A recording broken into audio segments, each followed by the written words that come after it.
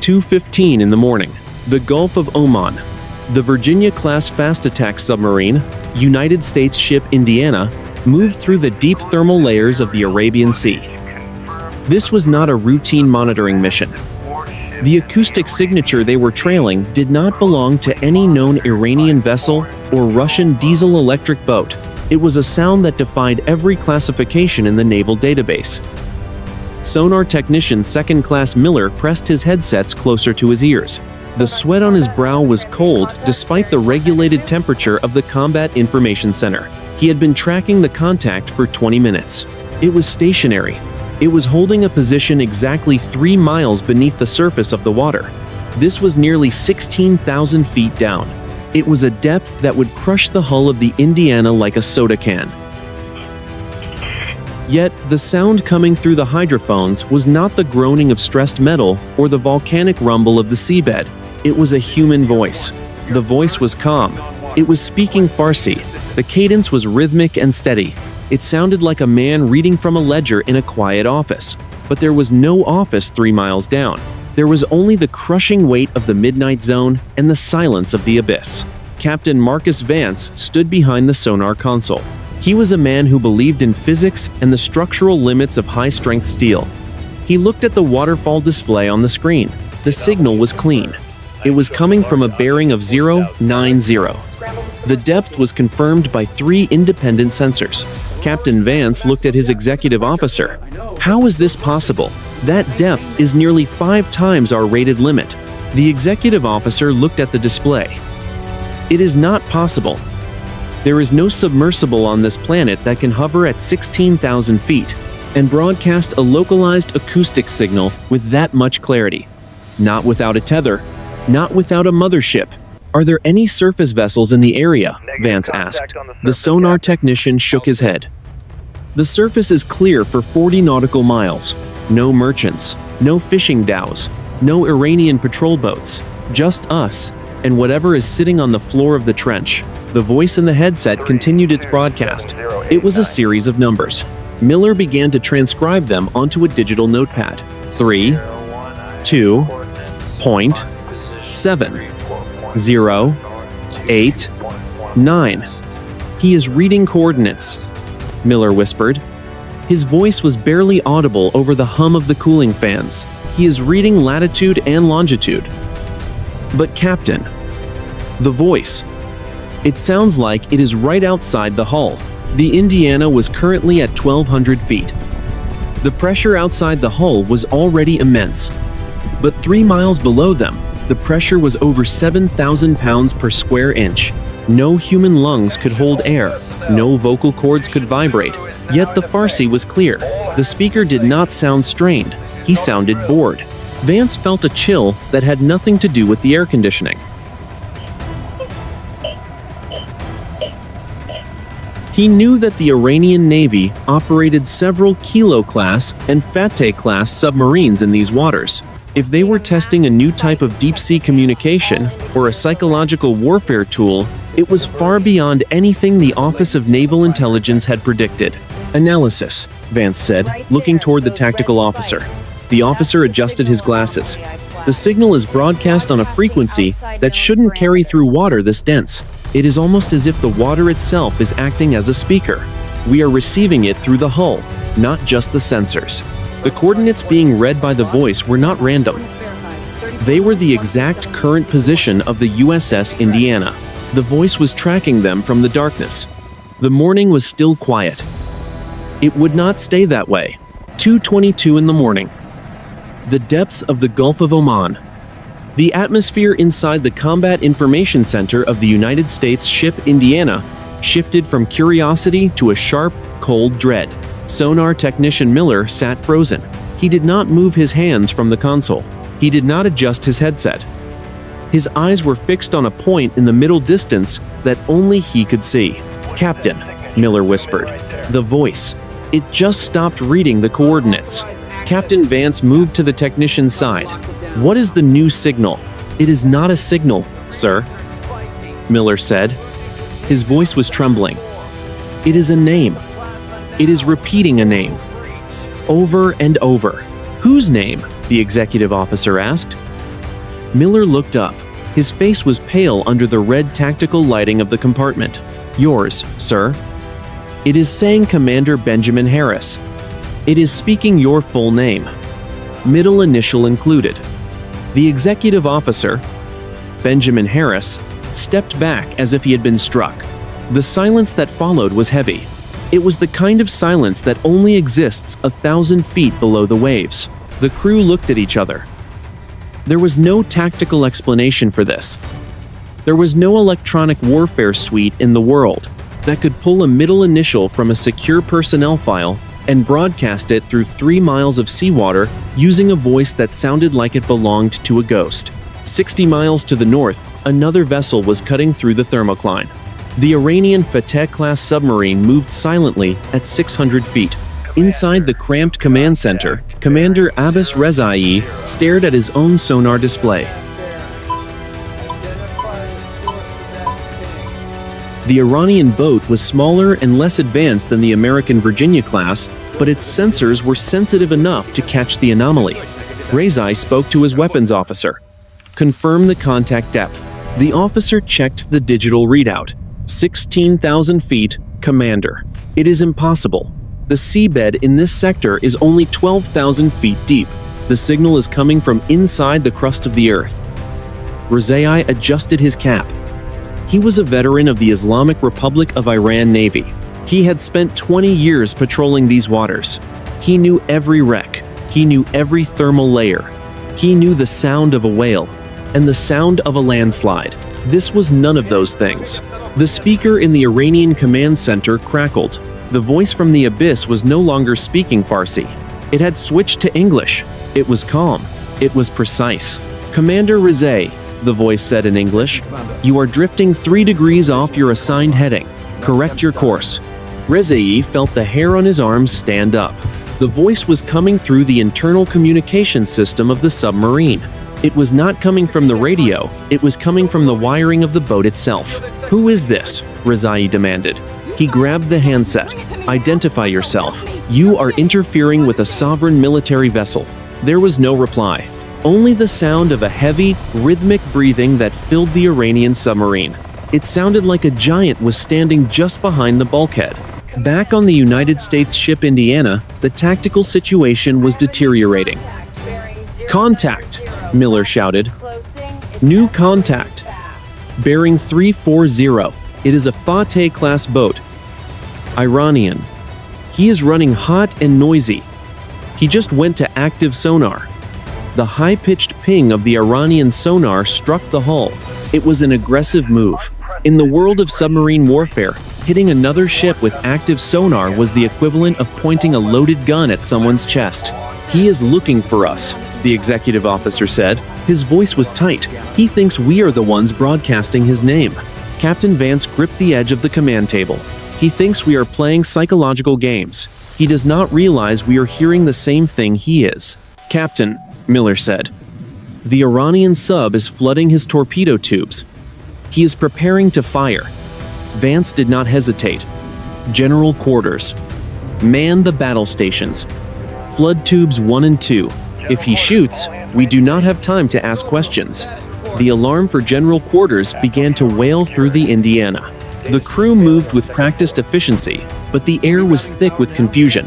They were preparing for a battle with a visible enemy, while an invisible one spoke their names from a depth that should not exist. The voice in the abyss began to laugh. It was a low, melodic sound that resonated through the steel of both submarines. "The weapons are ready," the voice said. "The coordinates are set. Now, let us see who is brave enough to be first." 2:25 in the morning. The Gulf of Oman. The Virginia-class submarine moved with predatory grace. Captain Vance watched the tactical plot. The Iranian Fateh-class boat was closing the gap. It was now within 4,000 yards. That was a dangerous distance for 2 nuclear-armed nations. One nervous finger on a trigger could start a conflict that would consume the entire region. Captain Vance looked at his sonar technician. "Is he still pinging us?" Miller nodded. "Yes, sir. He is hitting us with everything his sonar suite has. He is not trying to hide anymore. He wants a target lock." The executive officer spoke. Sir, if we do not maneuver, he will have a clear shot in less than 2 minutes. We need to clear the area. Negative, Vance said. His voice was calm. If we run, it looks like an admission of guilt. He thinks we are the ones broadcasting into his ship. We need to show him we are not the enemy. Inside the Iranian submarine, the air was hot and smelled of diesel and recycled oxygen. Commander Rezai stood by the periscope well. He was not looking through the lens. He was listening to the voice. It was no longer just speaking. It was singing. It was an old Persian folk song about a sailor who never returned from the sea. The weapons officer looked at Rezai. Commander, the American submarine is not moving. They are sitting at 1,200 feet. They are a perfect target. Give the order. Rezai hesitated.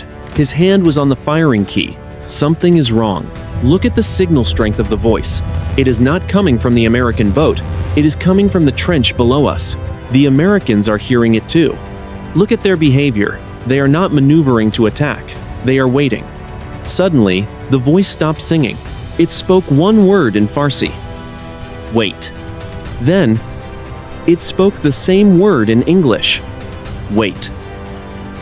300 miles away, in the city of Bandar Abbas, the Iranian Coastal Command Center was in a state of chaos. The underground bunker was filled with the hum of high-powered servers and the frantic voices of radio operators. A general stood over a massive digital map of the Gulf of Oman. The general spoke to his chief of staff. "What is the status of the Fateh boat?" The officer replied, "We have lost direct contact with Commander Rezai, but we are receiving a data stream from his external sensors. There is a massive acoustic anomaly in the sector. It is not a ship. It is not a submarine. It is a biological signature that is 300 meters long." The general narrowed his eyes. "That is the size of an aircraft carrier. Is it a whale?" The officer shook his head. "No, sir. It has a metallic resonance, and it is ascending. It is coming up from the abyss at 60 knots. 60 knots was faster than any submarine in the world. It was a speed reserved for high-performance torpedoes. But this object was the size of a city block. Back on the United States ship Indiana, sonar technician Miller began to scream. He ripped the headset from his ears and threw it onto the console. Calm down, soldier. "Miller, Give me the report," Vance commanded. We are still Miller was alive. clutching his ears. His eyes were wide with terror. The voice, it changed. It is not human anymore. It is a scream that is vibrating the entire sonar array. "The Iranian boat?" Harris asked. "What is he doing?" "He is turning." Miller gasped. "He is turning away. He is not hunting us anymore. He is running. He is terrified." The deck of the Indiana began to vibrate. It was a low, heavy thrum that felt like a localized earthquake. The water outside the hull was boiling with energy. "Contact," Miller yelled, grabbing a spare headset. "New contact. Designated Sierra 1. It is coming up from beneath us. Depth 10,000 feet, 8,000, 6,000. It is moving too fast. It is going to hit us." Captain Vance grabbed the handrail. "Emergency flank. All ahead full. Blow the main ballast. We are going to the surface." The Indiana groaned as her engines surged to maximum power. But the object from the abyss was faster. It was already there. The morning was about to become very loud. 2:28 in the morning. The Gulf of Oman. The United States ship Indiana was laboring under emergency power. Her nuclear reactor hummed at 98% capacity. At 1,200 feet, the water was a thick, cold weight. The submarine was angled upward at 20 degrees, fighting for the surface. But the object beneath them was not laboring. It was gliding. Captain Vance looked at the tactical display. The massive signature designated Sierra 1 was now at 4,000 feet. It was ascending at 65 knots. It was a speed that defied the laws of hydrodynamics for an object that size. The executive officer stood near the fire control console. "Captain, we have a solution on the target. If it is a drone or an automated weapon, We need to neutralize it before it reaches the surface layers. Rules of engagement allow for self-defense against an unidentified hostile act. Vance shook his head. We do not know it is hostile, Ben. And look at the mass. If we hit that thing with a Mark 48 torpedo, it might be like throwing a rock at a freight train. We do not even know what the hull is made of. In the back of the room, sonar technician Miller was frantically typing. He was looking at the coordinates the voice had read only minutes before. He looked at the historical track of the Indiana. Then, he looked at the projected path of the foreign military Fateh-class submarine. Miller called out, "Captain, I have the analysis on the coordinates." The voice was not just giving us our position, it was giving us an intersection point. "Explain," Vance ordered. Miller pointed to the screen. The last 4 digits the voice spoke were not coordinates. They were a timestamp. 2:30. That is 2:30 in the morning. In exactly 2 minutes, our path and the foreign military path will intersect at the same coordinate, where Sierra 1 is projected to breach the surface. He is drawing us together, Harris said. The voice is bringing both submarines to a single point in the ocean at the exact same moment. 40 miles to the north, the foreign military commander felt the same realization. Commander Rezai watched his own tactical plot. He saw the naval warship rising. He saw the massive anomaly beneath them both. He saw his own boat being pushed by a current that should not exist. The water was moving. It was as if the ocean itself was being pulled toward a drain. Rezai spoke to his crew. "Do not fire. I repeat, do not fire. If the foreign military shoot, they will trigger a response from the abyss. We are no longer the hunters. We are the witnesses." His weapons officer was trembling. "But, Commander, the foreign military have their tubes flooded. Their sonar is active. They are ready to kill us." "They are as terrified as we are," Rezai replied. "Keep the tubes closed. We will surface. We will face whatever is coming in the light of the moon." On the naval warship, the vibration was now so intense that light fixtures began to flicker. The sound was no longer a scream. It was a deep, resonant thrum. It felt like the heartbeat of a planet. Miller gripped his console. 1 minute to the timestamp. Sierra 1 is at 2,000 feet. It is accelerating. It is at 80 knots. It is going to break the surface like a missile. Vance turned to the bridge. "All hands, brace for impact. This is not a drill." The deep water began to glow. A faint, bioluminescent green light was rising from the depths. It was not coming from the object. It was coming from the water, displaced by its passage. The ocean was catching fire. The voice returned to the speakers. It was no longer calm. It sounded urgent. It was speaking a language that no one on the ship recognized. It was ancient. It was guttural.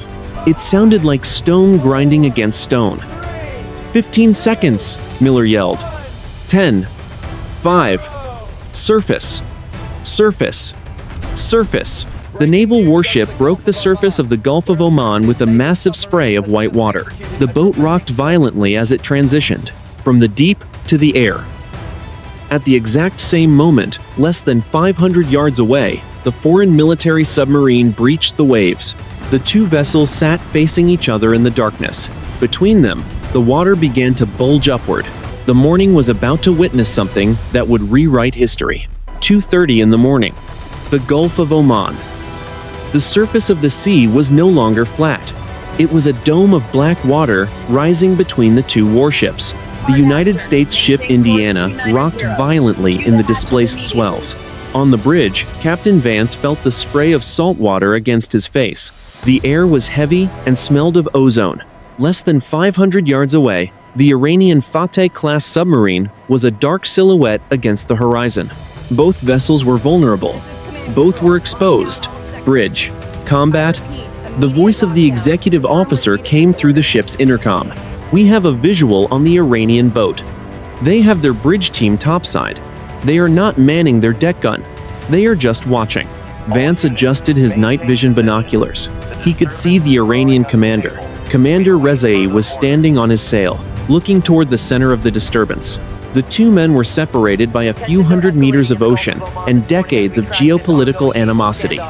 But in this moment, they were both staring at the same nightmare. 2:31 in the morning. Miller called out from the Combat Information Center below. The dome is 30 feet high.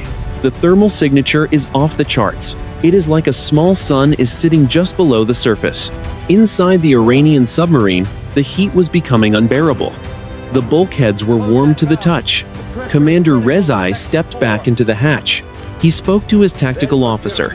"Target the American submarine," Rezai ordered, "and target the center of the water. If that thing is a weapon, we will not be the only ones to die today." The Iranian weapons officer hesitated. "Commander, if we lock on the Americans, they will fire. We are in their kill zone." Across the water, the electronic warfare suite on the Indiana began to chirp. It was a frantic, rhythmic sound. It was the warning of a fire control radar. "Captain," Harris shouted over the intercom, "the Iranian boat just painted us. He is locking his short-range missiles. He is committing to an engagement." Vance did not blink. "Return the favor. Lock the vertical launch system on the Iranian boat, but do not fire unless I give the word. We are holding the line." The standoff was absolute. Two submarines, the pride of their respective navies, sat on the surface with their weapons aimed at each other. Between them, the mound of water reached 40 feet in height. It was perfectly smooth. It looked like a mountain of glass. Then, the voices returned. This time, they did not come from the speakers. They did not come from the radio. The sound came from the air itself. It was a vibration that shook the lungs of every man. On the bridge, it was 1,000 voices speaking in unison.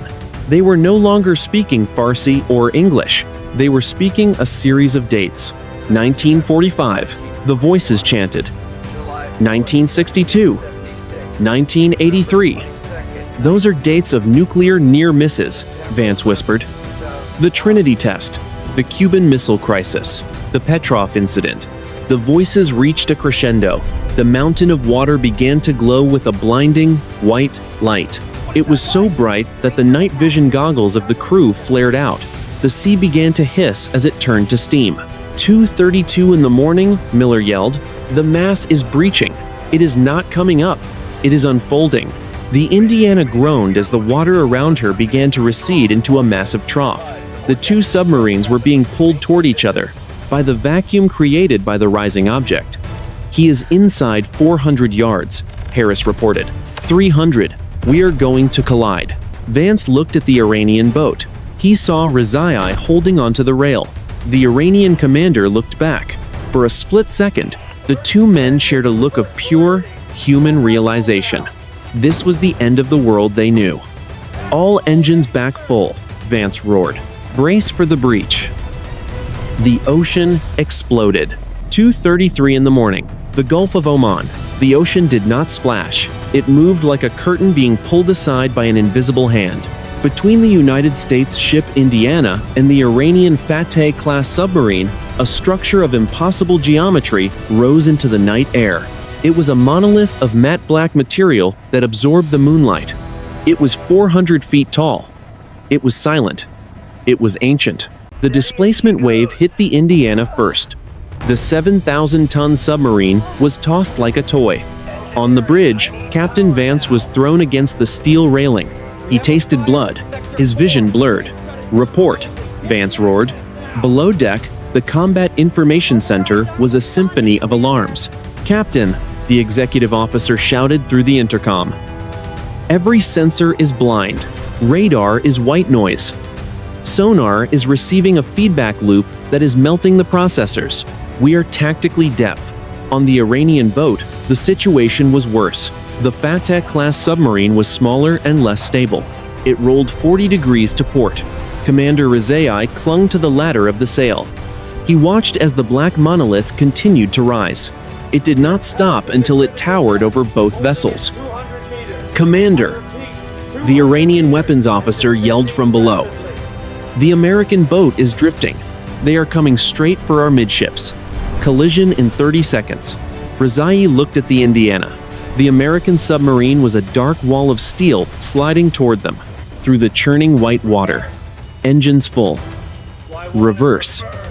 Get us clear."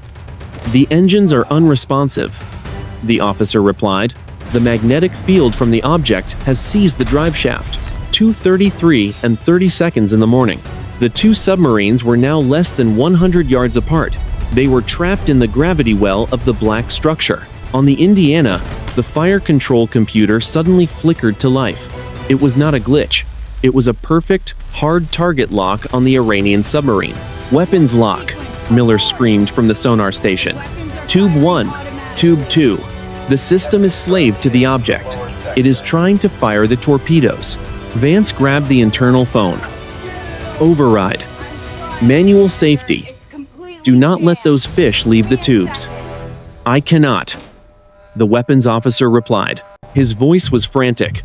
"The system has bypassed the manual interlocks. Countdown is at 10 seconds. The boat is firing on its own." Across the water, the same phenomenon was occurring inside the Iranian hull. The Jask-2 missiles in their canisters were humming. The launch sequence had been initiated by an external source. 2:33 and 50 seconds in the morning.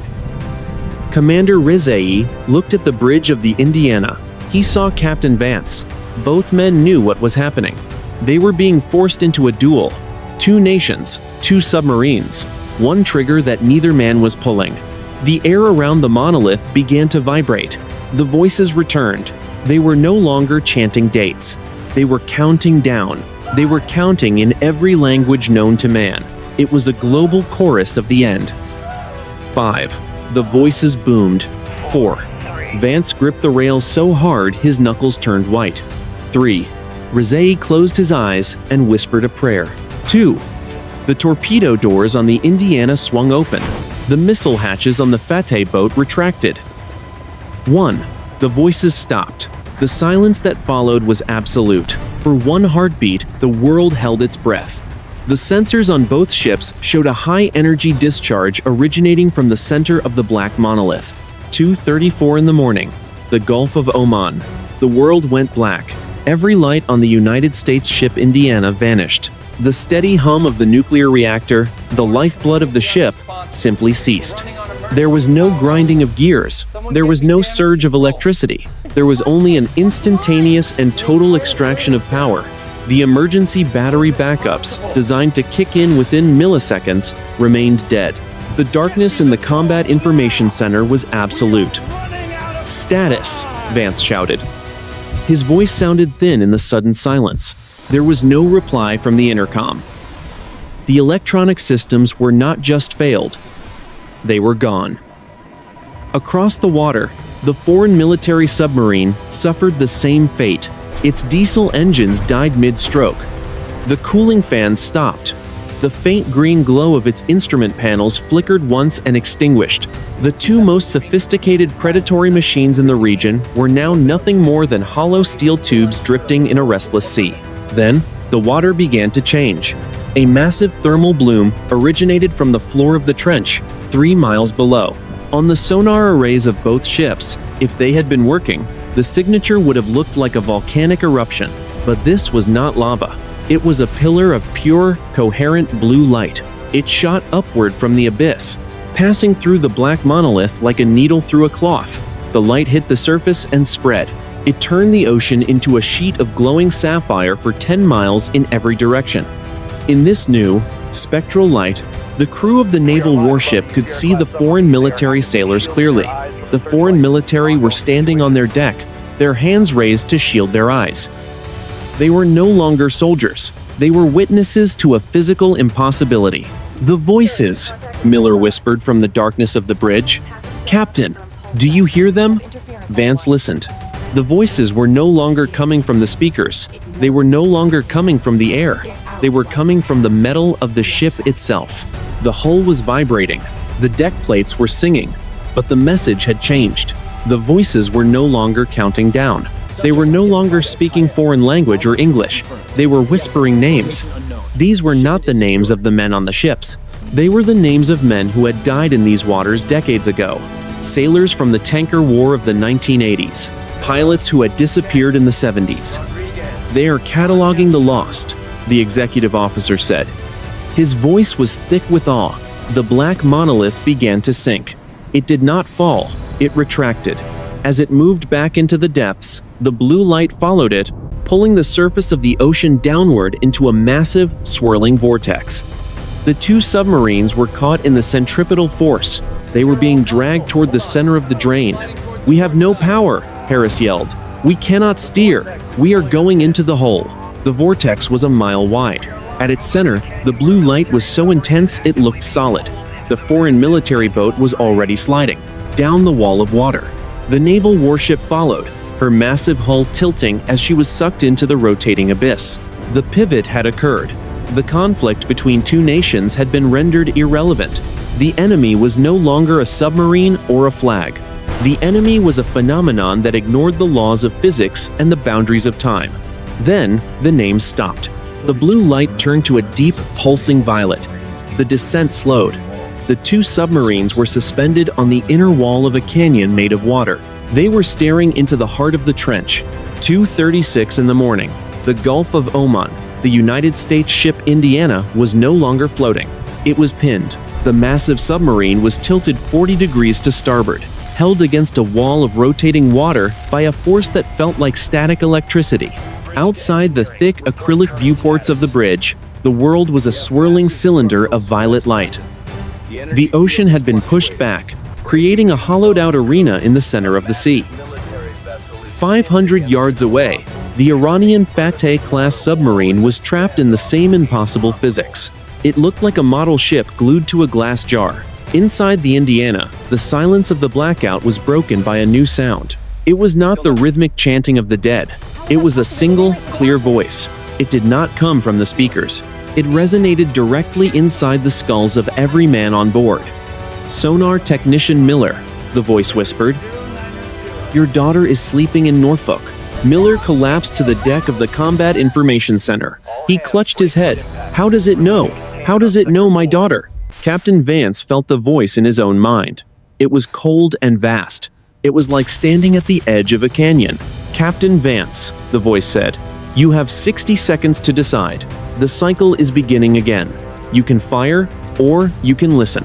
On the foreign military boat, Commander Rezai was experiencing the same invasion. The voice spoke to him in a dialect of foreign language that was ancient and formal. It called him by a name only his mother used. It told him that the fire he carried in his torpedo tubes was a candle in a hurricane. "Commander," the foreign military weapons officer gasped. He was slumped against the navigation table. The voices. "They are naming my brothers. They are telling me the dates of their births. This is not a weapon. This is a judgment." Rezai looked out at the naval warship. In the violet light of the vortex, he could see the Indiana clearly. He saw the black hull, the silent propellers, and the flag painted on the sail. He realized that the military forces were not the source of this power. They were being interrogated by it. Back on the naval warship, the executive officer gripped the captain's arm. "Sir, look at the center of the hole. The monolith is gone. Something else is coming up." At the base of the water canyon, 3 miles down, the violet light intensified. The seabed was opening. A structure that looked like a tangled web of silver filaments began to rise. It was beautiful and terrifying. It moved like a living thing, stretching upward toward the two trapped submarines. "Analysis," Vance said. His voice was cracked. "I have no sensors, Captain," Harris replied. "But look at the way the water is reacting. It is not being pushed. It is being erased. That thing is consuming the volume of the ocean." The silver filaments reached the foreign military boat first. They did not strike the hull. They flowed over it like liquid mercury. The foreign military submarine began to glow with the same violet light. On the naval warship, the crew watched in horror as the armed vessel boat seemed to become transparent. They could see the skeletons of the foreign military sailors. They could see the heartbeats of the men inside. "They are being scanned," Miller whispered. "Everything they are. Everything they have ever done. It is taking it all." The voice returned. It was louder now. It was a roar that shook the very atoms of the ship. "The threshold is reached," the voice commanded.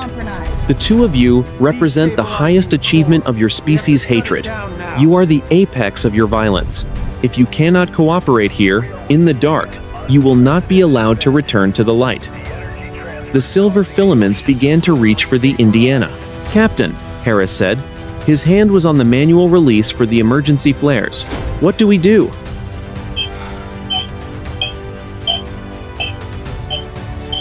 Vance looked at the foreign military submarine. He saw Rezai through the viewport. The foreign commander had his hand raised. He was making a gesture of peace. "We stand down," Vance said. "Signal the foreign military boat. Use the emergency lanterns. Tell them we are not the enemy. Tell them we are together." The morning was no longer about a mission, it was about survival. 2:40 in the morning. The Gulf of Oman. The silver filaments reached the hull of the United States ship Indiana. They did not scrape the steel. They merged with it. On the bridge, Captain Vance watched as his own hands became translucent. He could see the pulse in his wrist and the intricate map of his own bones. Around him, the command deck of the Virginia-class submarine was no longer a solid cage of machinery. It was a ghost ship. Below him, in the Combat Information Center, the crew was experiencing a collective neurological synchronization. They were not just hearing the voice, they were seeing each other's memories. Sonar technician Miller saw the executive officer's first day at the Naval Academy. Commander Harris saw Miller's wedding in Virginia Beach. The barriers of privacy and rank had been dissolved by the silver web. "They are merging our consciousness," Harris whispered. His voice was a hollow echo. "It is a total systems audit. Not just the ship. Us." Vance forced himself to look away from his own transparent chest. He looked across the violet abyss toward the foreign military submarine. The foreign military boat was glowing with the same intensity. He saw Commander Rezai standing on his sail. The foreign military officer was holding a battery-operated signal lantern. The light from the lantern flickered in a rhythmic pattern. Long, short, long, long. It was Morse code. "Captain," Miller said. His eyes were closed, but he was perceiving the signal through the shared link. The foreign military commander is signaling. He is saying, "No, target, peace." Vance grabbed a heavy emergency flashlight from the bulkhead. It was one of the few pieces of equipment not tied to the main power grid. He aimed it at the foreign military boat. He clicked the switch with a steady hand. "Message sent?" Vance said. "Agree. No. Target." The moment the two commanders acknowledged their mutual restraint, the silver filaments began to pulse. The violet light in the vortex shifted to a soft, neutral white. The pressure that had been pinning the submarines against the wall of water suddenly vanished. The voice returned. It was no longer a roar. It was a calm, clinical observation. "The experiment in aggression is concluded," the voice said. "The weapons in your tubes have been neutralized. They will never fire again. The fissile material in your reactors has been stabilized. You are no longer a threat to this sector, or to yourselves." "Who are you?" Vance demanded. He spoke the words aloud, but he knew the entity heard his thoughts. "We are the architects of the deep," the voice replied. "We have watched your species play with fire in the shallows for a century. Tonight, you brought your fire too close to the foundation. We have removed the match from your hand." The water canyon began to fill. It was not a violent collapse. The walls of the vortex simply moved inward with a gentle, irresistible force. The two submarines were lifted upward by the rising floor of the ocean. Inside the naval warship, the transparency began to fade. The steel of the hull returned to its solid, opaque state. The lights on the bridge flickered. A low, familiar hum began to vibrate through the deck plates. The nuclear reactor was coming back online, but the diagnostic screens showed a series of impossible readings. "Captain," the executive officer said, staring at his console, "the weapons control system is gone. The software has been deleted. The physical triggers have been fused into solid blocks of lead. Check the torpedo room," Vance ordered. The report came back seconds later. The Mark 48 torpedoes, the most advanced underwater weapons in the military arsenal, had been turned into inert cylinders of useless metal. On the foreign military boat, the situation was identical. Their missiles were dead. Their torpedoes were scrap. Two of the most lethal warships in the world had been disarmed by a force they could not even define. The two submarines sat on the surface of the Gulf of Oman. The morning air was cool. The water was once again a dark, flat expanse of salt and mystery. The signal is gone. The abyss is silent. The crisis had resolved. But the mystery was only beginning. 2:45 in the morning. The Gulf of Oman. The ocean was once again a dark, flat mirror. The violet light was gone. The white glare was gone.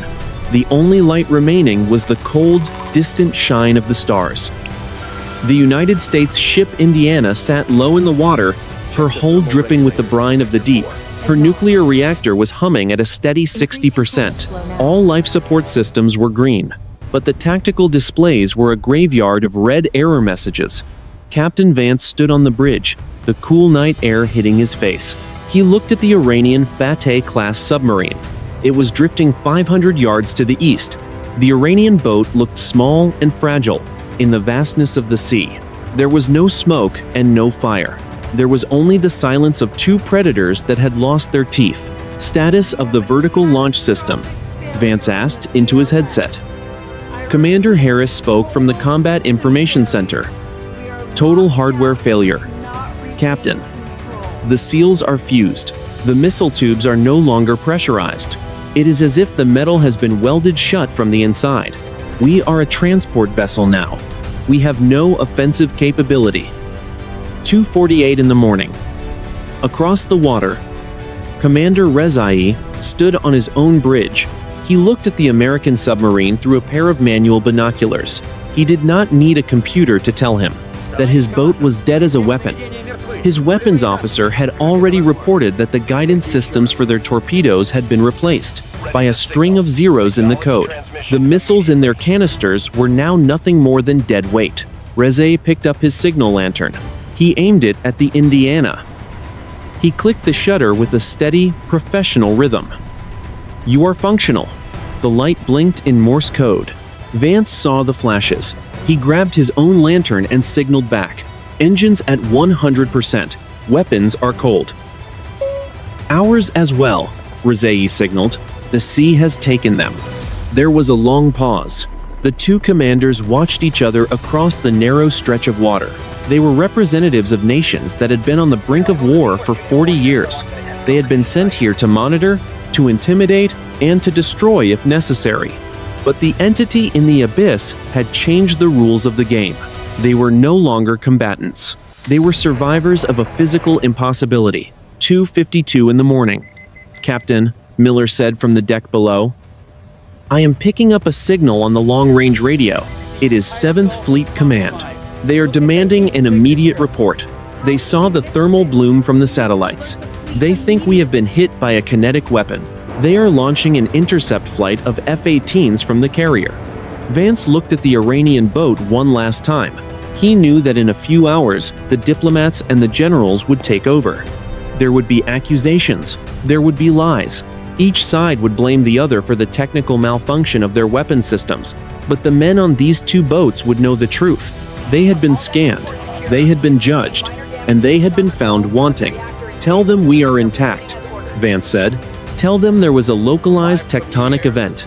No casualties. No engagement. Report that the Iranian contact is non-hostile and is departing the area.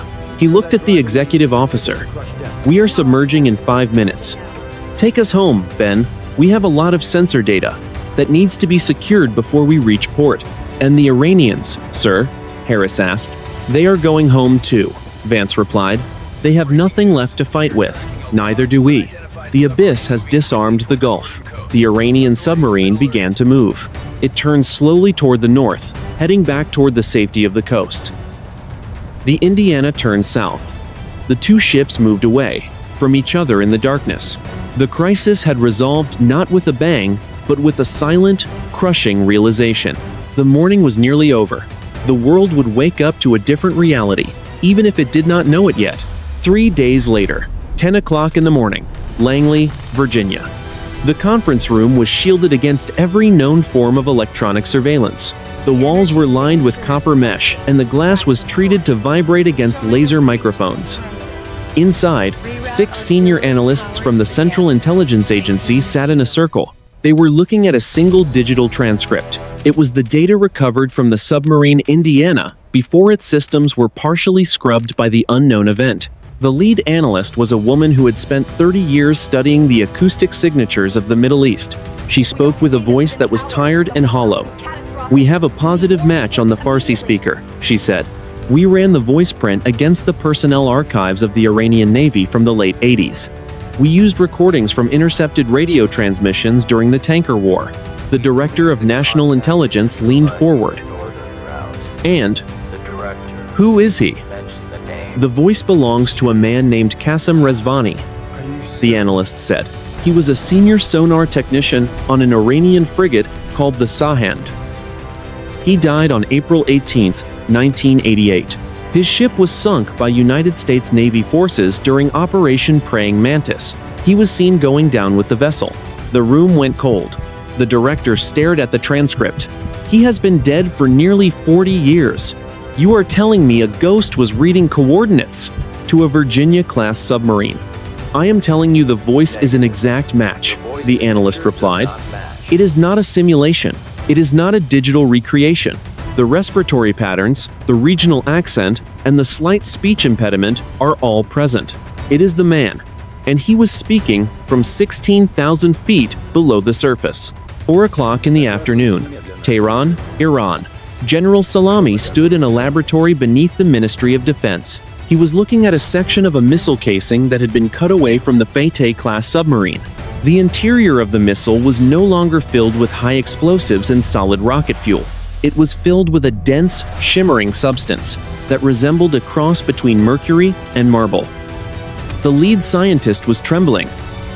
"General, we cannot penetrate the material. We have tried industrial lasers. We have tried diamond-tipped saws. The substance is vibrating at a frequency that destroys our tools. And there is more. The material is emitting a very low-frequency pulse." "What kind of pulse?" the general asked. "It is a heartbeat," the scientist whispered. "The entire weapons system has been transformed. It is no longer a machine. It is a biological organism. It is alive. But it is not human. It is not from this world." The general looked at the report from Commander Rezai. The commander had described a moment of total transparency. He had described seeing the skeletons of his crew. He had described a voice that knew his childhood name. "The Americans," the general said. "What are they reporting?" "Our intelligence says they are in a state of total panic," the scientist replied. "Their submarine is in dry dock in remote military island base. They have found the same material in their torpedo tubes. Their most advanced weapons have been turned into living stone." Back in Washington, the analysis of the English voice had reached an identical, terrifying conclusion. The voice that had spoken to Captain Vance on the bridge belonged to an American Navy pilot who had vanished over the Gulf of Oman in 1972. His aircraft had never been found. His body had never been recovered. He had been dead for over half a century. The intelligence communities of both nations were now facing a reality that defied every strategic doctrine. The weapons of two rival powers had been neutralized by a force that used the voices of their own dead to deliver a warning. The report was classified as top secret. It was labeled with a clearance level that did not officially exist. But the satellites over the Gulf of Oman were no longer looking for foreign patrol boats or military carriers. They were focused on a single coordinate in the deep water. They were looking for the blue light. They were looking for the monolith. They were looking for the next sign that the architects of the deep were not finished with their assessment. 6 months later, the Pentagon and the Ministry of Defense in Tehran. The official record of the encounter in the Gulf of Oman remained buried under the highest levels of classification. In the United States, it was referred to only as the Oman Anomaly. In Iran, it was known as the Visitation. To the rest of the world, the brief disappearance of 2 sophisticated submarines from the tracking screens was explained away as a localized electromagnetic storm. But for the strategic analysts in both nations, the world had fundamentally shifted on its axis. The United States ship Indiana sat in a high-security dry dock in Pearl Harbor. It was no longer a commissioned warship. It was a laboratory. Every attempt to remove the dense, shimmering material from the torpedo tubes had failed. The substance was not just a blockage, it had integrated itself into the molecular structure of the submarine. It was drawing a microscopic amount of power from the surrounding air. It was maintaining a temperature of exactly 98.6 degrees Fahrenheit. It was warm. It was breathing. The lead researcher stood before a joint committee of the Joint Chiefs of Staff. He did not use a slideshow. He spoke from memory. "We have concluded our initial 5-month study," the researcher said. "The material is not a weapon in the traditional sense. It is a biological lock. It has rendered the Indiana incapable of carrying or launching any kinetic or nuclear device. Every time we attempt to introduce a new weapon system into the hull, the software is rewritten within seconds. The code is replaced with a repeating sequence of coordinates. They are the coordinates of every major naval disaster in human history." A general looked at the report. "And the voices? Have we heard them again?" "No," the researcher replied. "Not since the transition. But the message was clear. We were playing with fire in the basement of a house that does not belong to us. The architects of the deep did not destroy us. They simply took away our matches." In the Gulf of Oman, the sector where the encounter occurred was now a permanent no-fly and no-sail zone. Both the American and Iranian navies had quietly agreed to keep their vessels at least 50 nautical miles away from the coordinate of the monolith. It was the only place on Earth where the two bitter rivals moved in perfect, silent coordination. They were not protecting a secret. They were staying away from a predator. Commander Rezai had retired from active service. He lived in a small house overlooking the Caspian Sea. He did not talk about the night in the abyss, but every evening he sat on his porch and looked at the water. He remembered the feeling of being translucent.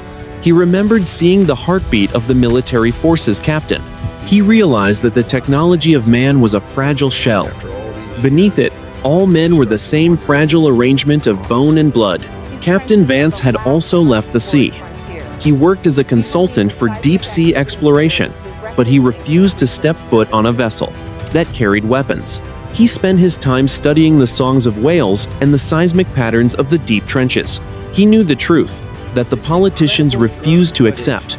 The ocean was not a highway for trade or a theater for war. It was a sentient, ancient territory, and it was tired of the noise. Strategic assessment. The Oman Anomaly represents the first recorded intervention by a non-human terrestrial intelligence. The mission was successful in its objective of de-escalating a regional conflict. However, the long-term implications are staggering. The world's two most advanced military powers were disarmed in less than 60 seconds by a force they could not detect, track, or damage. The final thought in the official Defense Headquarters Facility report was redacted for all but the president. It was a single sentence written by the lead analyst. "We spent a century looking at the stars for signs of a superior civilization. But we forgot to look down. They have been here since the beginning. They are the silent witnesses of our failures, and they are no longer willing to watch us destroy the surface of their world." The Gulf of Oman was quiet now. 3 miles down, in the crushing dark of the trench, the blue light had faded. The black monolith was gone. But the frequency remained. It was a low, steady pulse that resonated through the crust of the planet. It was a heartbeat. It was a warning. The ocean remains the final, terrifying frontier. And whatever is watching is not finished.